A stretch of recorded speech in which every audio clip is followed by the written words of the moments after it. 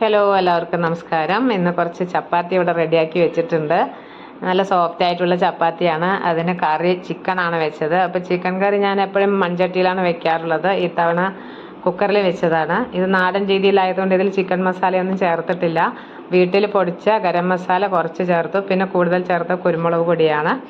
പിന്നെ ആവശ്യത്തിന് മുളക് പൊടിയും മല്ലിപ്പൊടിയും ഉപ്പും മഞ്ഞൾപ്പൊടിയും എല്ലാം കൂടെ ചേർത്ത് നമ്മൾ സവോളയും പച്ചമുളകും ഈ തക്കാളിയും കൂടെ കുക്കറിൽ തന്നെ വഴറ്റിയെടുത്തു. അതിലേക്ക് ആവശ്യത്തിനുള്ള മുളക് പൊടി ഇതൊക്കെ ചേർത്ത് കൊടുത്തിട്ട് നമ്മളൊന്ന് നന്നായി ഇളക്കി വെച്ചൊരു അടച്ചു വെച്ചിട്ട് 3 വിസിൽ വന്നപ്പോൾ തുറന്ന് നോക്കിയതാണ്. അപ്പോൾ നമുക്ക് വെള്ളം അല്ലെങ്കിൽ ഗ്രേവി കുറച്ച് വറ്റാനുണ്ടെങ്കിൽ ഒന്ന് കുറുക്കിയെടുക്കാം.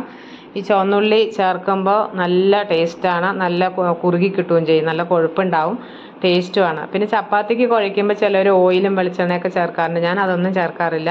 കുഴച്ച് വെച്ച് ഒരു 5 മിനിറ്റ് കഴിഞ്ഞതും ഉണ്ടാക്കിയെടുക്കുമ്പോൾ കുറച്ച് നെയ്യ് തേച്ച് കൊടുക്കാറുണ്ട്. അതുകൊണ്ട് നല്ല സോഫ്റ്റാണ് ഞാൻ ഉണ്ടാക്കുന്ന ചപ്പാത്തിക്ക്. അപ്പോൾ എങ്ങനെയുണ്ട് എൻ്റെ റെസിപ്പി? ഇഷ്ടപ്പെട്ടാലും നിങ്ങളും ഇതേപോലെ ഒന്ന് ട്രൈ ചെയ്ത് നോക്കുക.